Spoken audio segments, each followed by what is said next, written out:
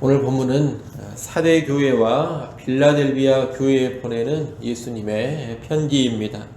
1절부터 6절은 사대 교회에 보내는 편지입니다.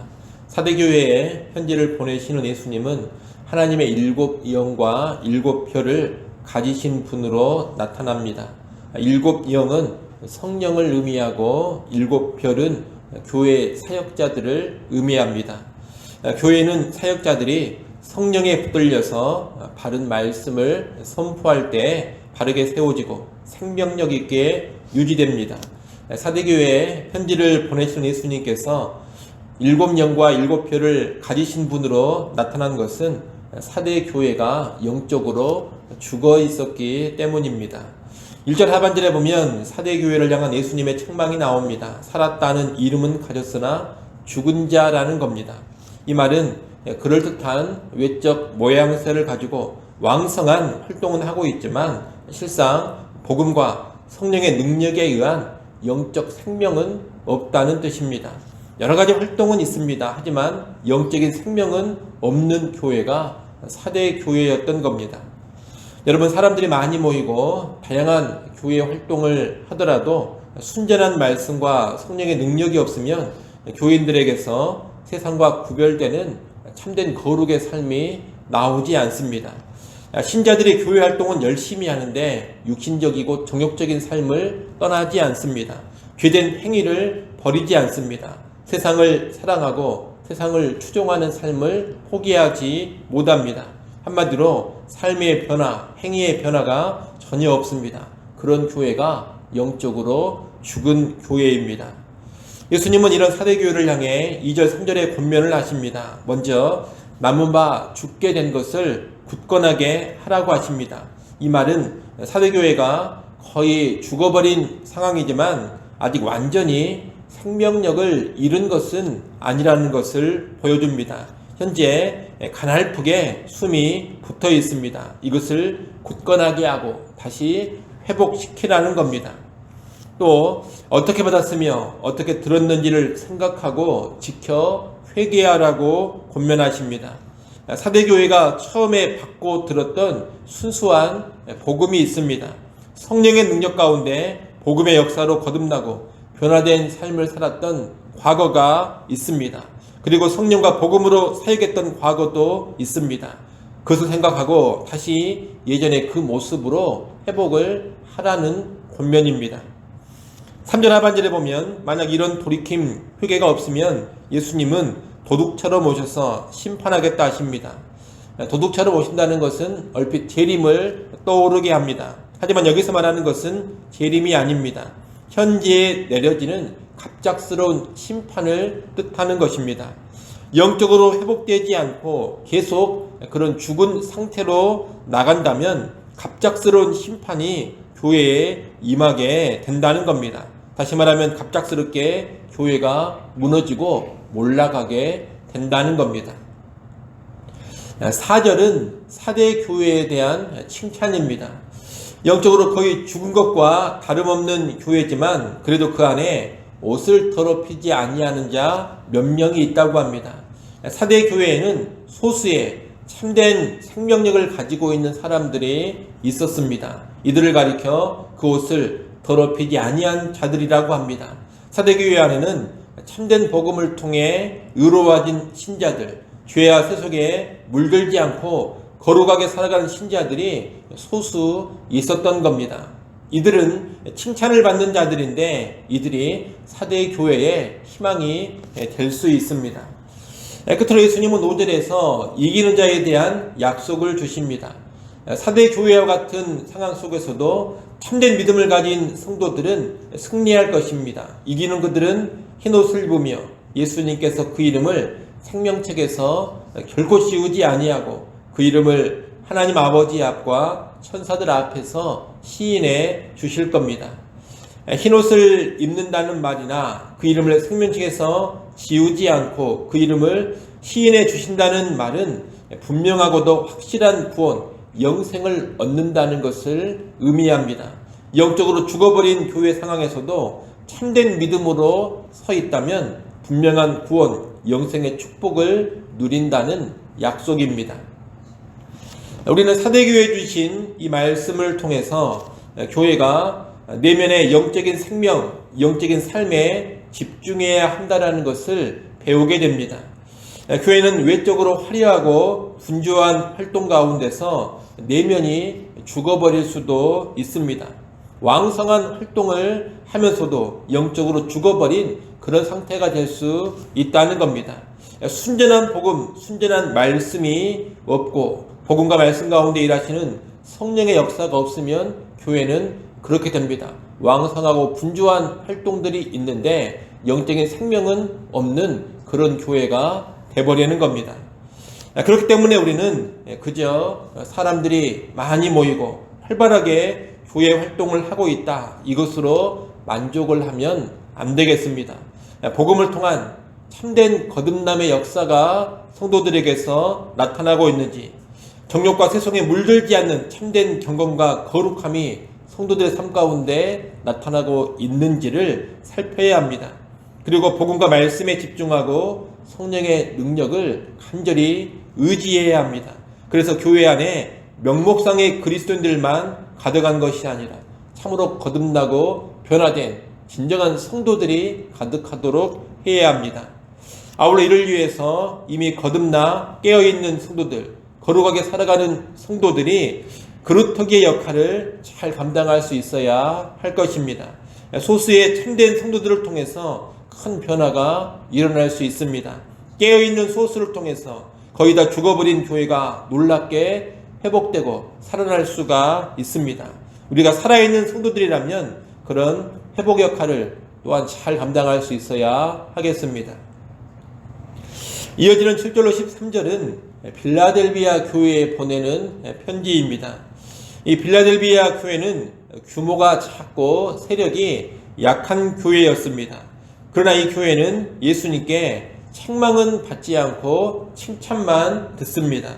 그 칭찬이 8절에 나옵니다. 8절 말씀을 여러분이 한번 읽어보십시오. 8절 읽습니다.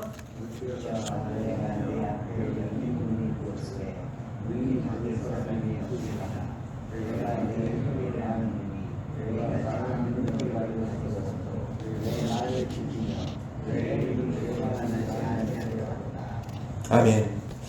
빌라델비아 교회는 작은 능력을 가지고도 예수님의 말씀을 지키며 예수님의 이름을 배반하지 않았다라는 칭찬을 받습니다. 10절 상반절에도 보면 네가 나의 인내의 말씀을 지켰다고 합니다. 빌라델비아 교회는 작은 능력을 가지고서도 참고 견디면서 말씀에 순종했고 예수님의 이름을 결코 배반하지 않았던 겁니다. 이 당시는 로마 정부로부터 로마 황제를 숭배하라는 강력한 압박이 있었습니다. 만약 황제 숭배를 거부하면 불이익을 당하고 심하면 투옥당하고 순교까지 당했습니다.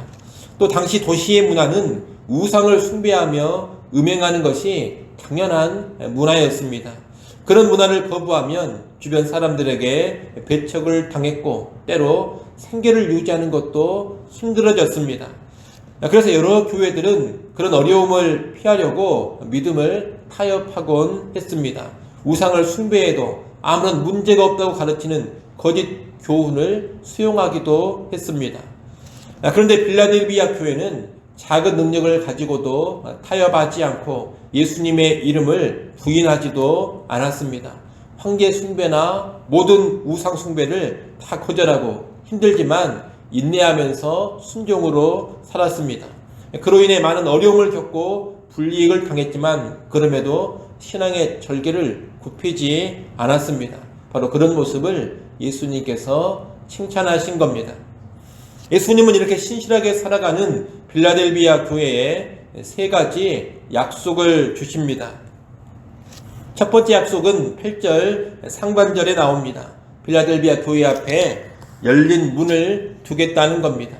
이 열린 문은 다윗의 열쇠를 가지신 예수님이 열어두신 문으로 그분이 열으셨기 때문에 아무도 닫을 수가 없는 문입니다. 예수님이 여신 이 열린 문은 천국의 문, 구원의 문, 영광의 문을 의미합니다. 예수님은 작은 능력을 가지고도 순전한 믿음과 온전한 순종으로 살아가는 빌라델비아 교회에 천국문을 활짝 열어두신 겁니다. 그들에게 분명한 구원과 영광을 보장해 주셨다는 겁니다. 둘째 약속은 9절인데 교회를 핍박하고 괴롭히는 유대인 중에서 몇 사람이 예수를 믿고 구원받게 하신다는 겁니다. 극심한 핍박자들 일부가 회심하고 그리스도인이 되는 것은 놀라운 일입니다. 바울이 보였던 그런 회심의 경험이 빌라델비아 교회 안에도 나타나게 해주신다는 겁니다. 주님은 이를 통해서 빌라델비아 교회를 위로해 주시고 격려해 주시는 겁니다. 셋째 약속은 10절로 온 땅에 임하는 큰 환난의 때를 면하게 해 주신다는 겁니다. 여기서 면하게 해 주신다는 말은 어려움 자체를 겪지 않게 해준다 이런 뜻은 아닙니다. 그들의 몸은 환난 가운데 들어간다 하더라도 그들의 영혼은 어떤 해도 당하지 않게 해 주신다는 뜻입니다. 달리 말하면 그 어떤 혼란 가운데서도 그들의 믿음과 영적 생명을 확실히 보호해 주신다는 말입니다. 작은 능력을 가지고도 순전한 믿음을 지켰던 그들을 이제 예수님께서 혼란의 때 그들의 영혼을 확실하게 지켜주시는 겁니다. 이런 약속을 주신 예수님은 11절에서는 권면의 말씀을 주십니다. 내가 속히 오리니 내가 가진 것을 굳게 잡아 아무도 내 면류관을 빼앗지 못하게 하라고 하십니다. 재림에 관한 말씀인데 속히 오신다고 합니다. 작은 능력을 가지고 말씀대로 사는 것이 쉽지 않습니다. 그러나 주님은 내가 속히 오리니 참고 견디라고 하십니다. 작은 능력으로도 순종하는 삶을 굳게 유지해서 면류관을 빼앗기지 말라는 겁니다. 이 예수님의 권면처럼 작은 능력으로도 온전히 순종하는 삶을 살아간다면 그들이 곧 이기는 자가 됩니다. 이 이기는 자들은 12절에 말씀하신 복을 받습니다. 하나님의 성전의 기둥이 되는 복, 그리고 하나님의 이름과 새 예루살렘 성의 이름과 예수님의 이름을 그들 위에 기록해 주시는 복을 받습니다. 성전의 기둥이 성전 밖에 있을 리가 없습니다. 성전의 기둥이 된다 이 말은 그들이 하나님의 성전 안에 확실히 거하게 될 사람들이 된다는 뜻입니다. 그리고 이름을 기록하는 것은 확실한 소유를 의미합니다. 하나님의 이름, 새 예루살렘 성의 이름, 예수님의 이름이 그들 위에 기록된다는 것은 그들이 확실한 하나님의 소유, 새 예루살렘 성의 소유, 예수님의 소유라는 뜻입니다. 성전 기둥이 된다거나 이름을 기록해 주신다는 말씀은 결국 확실한 구원과 영광의 보장을 의미합니다. 작은 능력을 가지고도 순전한 믿음과 온전한 순종으로 사는 사람들은 반드시 구원받고 영광을 누리게 된다는 뜻입니다. 우리는 이 빌라델비아 교회에 주시는 말씀을 보면서 교회는 세상적인 큰 힘과 세상적인 큰 능력에 연연할 것이 아니라는 것을 배우게 됩니다. 여러분, 규모가 작고 교인 수가 적고 재정이 빈약해도 괜찮습니다. 작은 능력도 괜찮다는 겁니다. 순전한 믿음으로 살고 온전한 순종으로만 살아간다면 작은 능력 가운데서도 얼마든지 주께로부터 최고의 칭찬을 받을 수가 있습니다. 의외로 큰 능력 가운데 변절되고 부패한 교회가 많습니다. 규모도 크고 교인들의 숫자도 많고 재정도 넉넉하고 아주 부유한데 그런 가운데 변절돼 버리고 부패해지는 교회들이 있다는 겁니다. 계시록의 7교회를 보더라도 칭찬만 들었던 교회는 의외로 가난한 교회였고 작은 교회였습니다. 크고 능력 있어 보이는 교회들이 오히려 주님께로부터 책망을 듣습니다. 그런 여러분, 교회의 외적인 규모와 외적인 능력에 너무 연연하지 않기를 바랍니다. 외적인 능력이 작다고 해서 의기소침하지 않기를 바랍니다. 작은 능력으로도 얼마든지 예수님께 칭찬만 듣고 큰 영광을 누릴 수가 있습니다.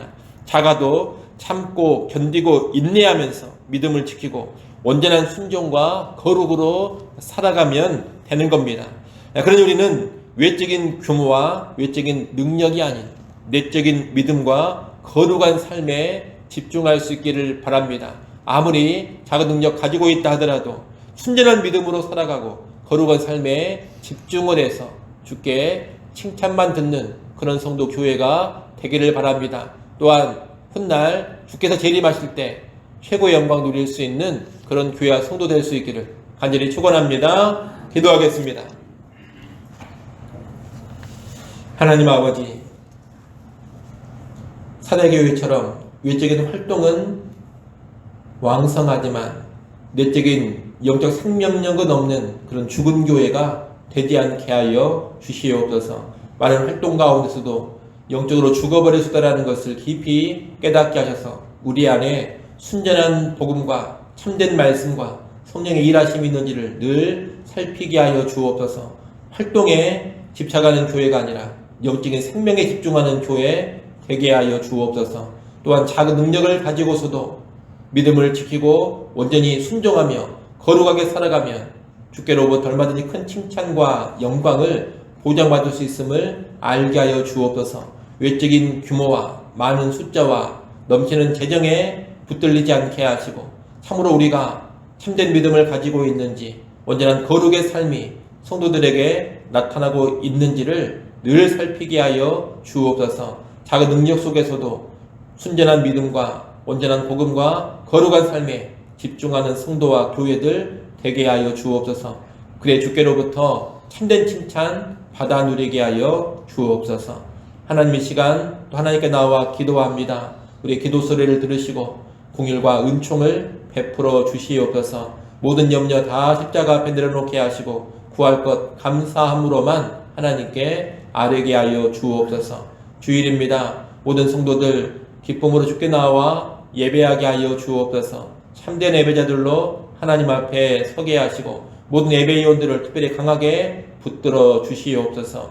유치부, 유초등부, 중고등부 청년 모임에도 하나님 은혜로 함께 하사 교회의 다음 세대들이 하나님 말씀 안에서 더욱더 든든하게 세워져 가게 하여 주옵소서. 예수님의 이름으로 기도드리옵나이다. 아멘.